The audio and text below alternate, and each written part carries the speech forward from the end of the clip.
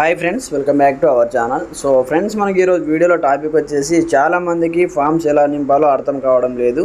So వీడియోలో క్లారిటీగా తెలుసుకుందాం. 2002 తర్వాత ఓటు హక్కు కలిగినటువంటి వాళ్ళు సో మీ యొక్క ఎస్ఐఆర్ ఓట్ ఫారంని ఏ విధంగా ఫిల్ చేయాలి, వాటికి సంబంధించి ఏ డీటెయిల్స్ మనం ఇక్కడ ఎంట్రీ చేయాలి, కంప్లీట్ ఇన్ఫర్మేషన్ మనం వీడియోలో తెలుసుకుందాం. ప్రతి ఒక్కరు సపోర్ట్ చేయండి, లైక్ చేయండి, కామెంట్ చేయండి. అలాగే ఇంకా ఎవరైనా మన ఛానల్ని సబ్స్క్రైబ్ చేసుకోకపోతే వెంటనే సబ్స్క్రైబ్ చేసేసి బెల్ ఐకాన్ యాక్టివేట్ చేసేయండి. మరి ఇంకెందుకు ఆలస్యం, let's start our topic. For example purpose కోసం నా దగ్గర ఒక ఫారం అయితే ఉంది. ఇక్కడ మీరు డిస్ప్లే పైన చూస్తున్నారు. ఈ ఫారంలో సో మీరు 2002 తర్వాత సో మనకు 1990లో పుట్టినటువంటి వాళ్ళకు సో కంప్లీట్గా మనకైతే సో 2002 తర్వాతనే 2010 కానీ 14 కానీ 15 కానీ సో అప్పుడైతే మనకు ఓటు హక్కు వచ్చింది.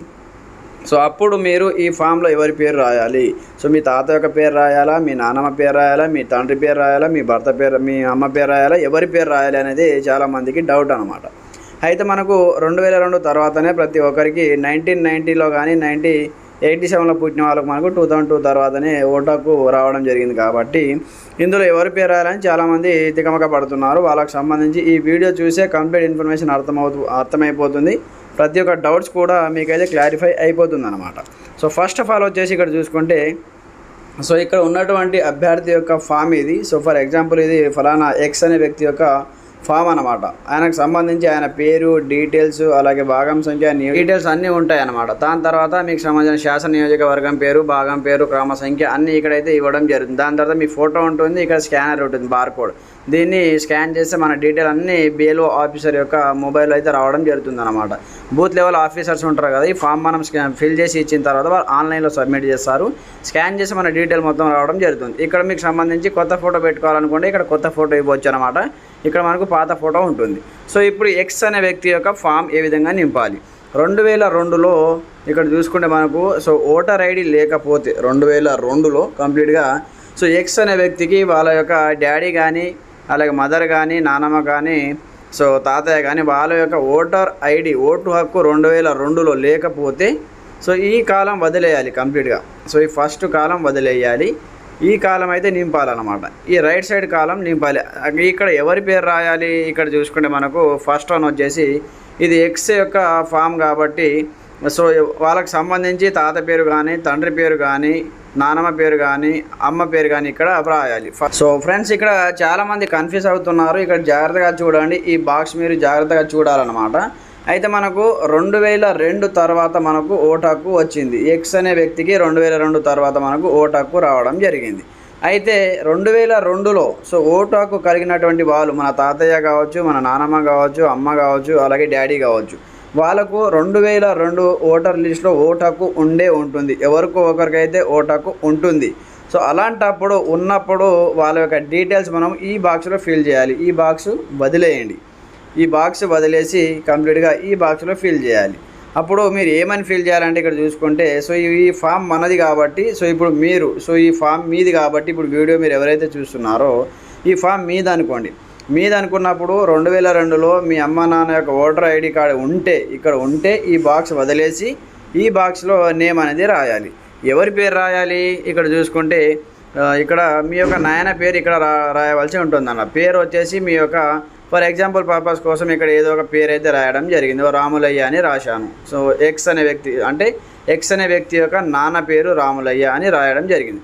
అలాగే అతనికి సంబంధించి 2002లో ఓటర్ హక్కు ఉంది కాబట్టి సో ఓటు హక్కు ఉంది కాబట్టి ఆయనకు సంబంధించి ఇక్కడ ఓటర్ ఐడి కార్డ్ నెంబర్ అయితే రాయాలన్నమాట.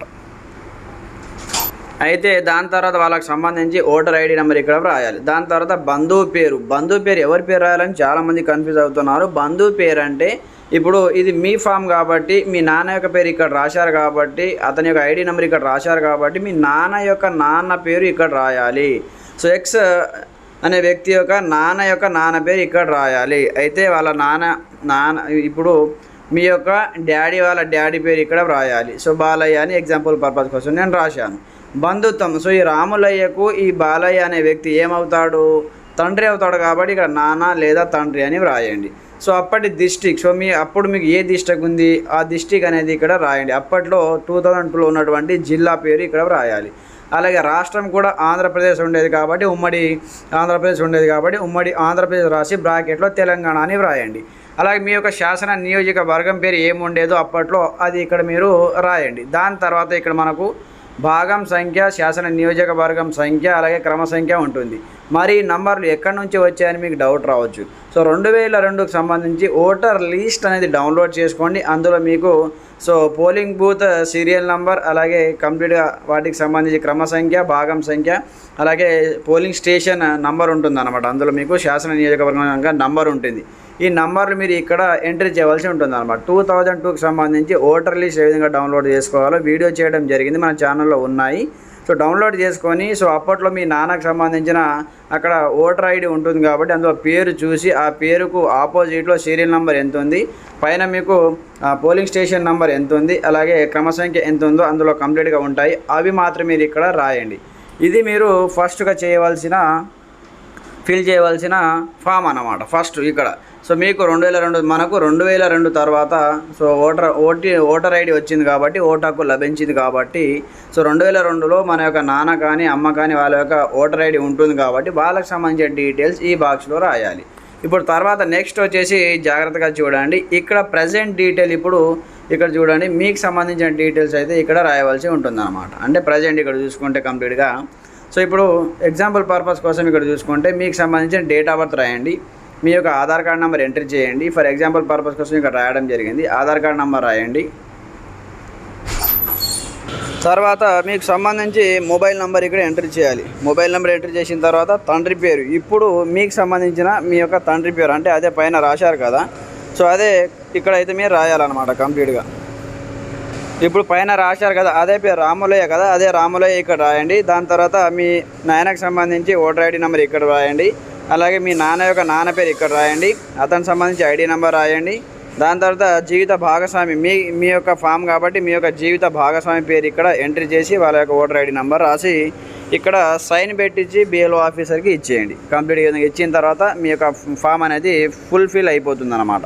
మీకు ఎలాంటి డౌట్స్ లేకుండా కంప్లీట్గా ఈ విధంగా ఫామ్ అయితే నింపండి. 2002 తర్వాత ఓటాకు వచ్చిన వాళ్ళు మీ యొక్క ఫాదర్ మదర్ డీటెయిల్స్ ఏ విధంగా నింపాలో ఇందులో క్లియర్గా చెప్పడం జరిగింది కాబట్టి ప్రతి ఒక్కరూ వీడియో చూసి నింపండి. మీ ఫ్రెండ్స్ కూడా షేర్ చేయండి, వీడియోని లైక్ చేయండి, ఛానల్ని సబ్స్క్రైబ్ చేసుకోండి. Thanks for watching this video. జై హింద్.